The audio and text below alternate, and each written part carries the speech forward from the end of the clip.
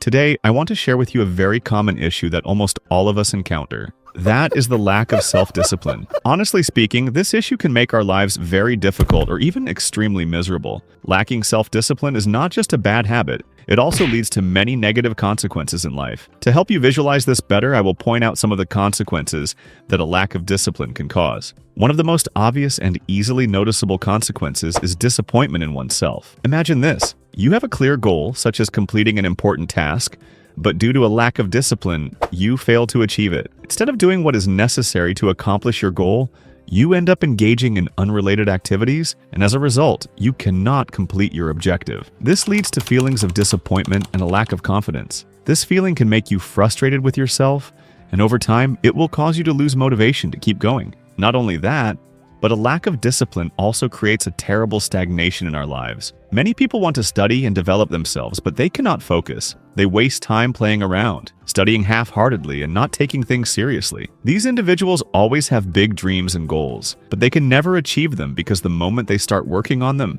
they feel bored and want to give up. Over time, they develop a bad habit, a negative reflex whenever they have something important to do. This causes their lives to lack perseverance, making it increasingly difficult for them to accomplish anything meaningful. And without keeping you waiting any longer, in today's video, I will share 5 steps to help you improve and maintain self-discipline. Step 1. Choose the most urgent issue. Do you know why it is named this way? Because in life, we often realize that we lack discipline in many areas. As a result, we tend to be greedy and want to fix everything at once. But my friends, this is one of the biggest mistakes that many people make. We cannot change all our bad habits at the same time. Instead of trying to fix everything at once, I want you to think of a wiser approach. Choose one issue, the most serious and undisciplined one that needs to be corrected first, and focus on improving it. Put the other issues aside and don't worry about them, because in reality, if you haven't solved the main problem, focusing on other things won't help. To make it easier for you to identify the most urgent issue, I have a simple tip. Write down all the things you feel you lack discipline in. Prioritize these issues based on 2 criteria. First criterion, the importance and urgency of fixing this lack of discipline. Rate each issue on a scale from 1 to 10, from least to most urgent. Second criterion, your desire to improve the issue. How badly do you want to change it? Rate it from 1 to 10 as well. After scoring each issue, add up the total score for each one. The issue with the highest total score should be the one you tackle first. For example, in my case, I chose laziness and exercising as my issue. I rated its urgency as 9 points and my desire to improve it as 9 points. Why? Because I realized I was facing many health problems due to a lack of physical activity. This made me feel very disappointed in myself, so I decided to prioritize fixing my laziness and exercising first. My total score was 18 points, so I chose this as the first issue to resolve. Of course, this is just an example. Your issues may be different and your scores may vary. Adjust them according to your own situation.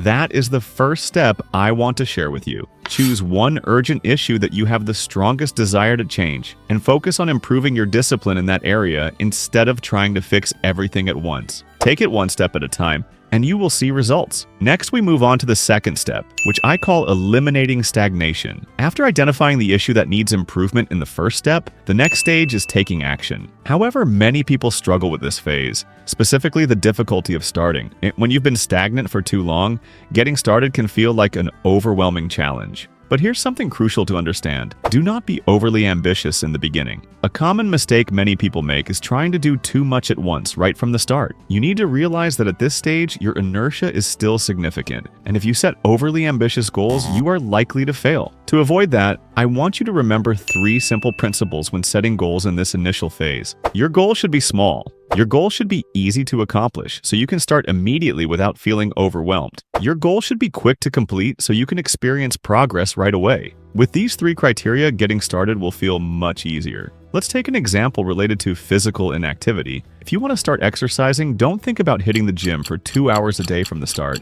That will only make you feel discouraged. Instead, look for simple and quick ways to be more active. For example, instead of taking the elevator, choose the stairs. This is an easy, effective, and convenient way to move more. Another tip is to set an alarm every 45 minutes as a reminder to stand up. When the alarm goes off, you can stand up, go to the restroom, drink water, or simply walk to a colleague's desk for a chat. The key is to have reminders so you don't forget to move. These small actions play a significant role in overcoming stagnation. Another example is improving your study habits. Instead of forcing yourself to read an entire chapter, set a goal to read just one page within 45 minutes. The important thing is to start. Even if it's just one page, don't be too hard on yourself and don't expect to understand everything immediately. This is step 2 in the journey to self-discipline. Remember, this stage should be easy, quick, and convenient. Once you overcome this initial hurdle, setting and achieving bigger goals will become much easier. Step 3. Gradual progression.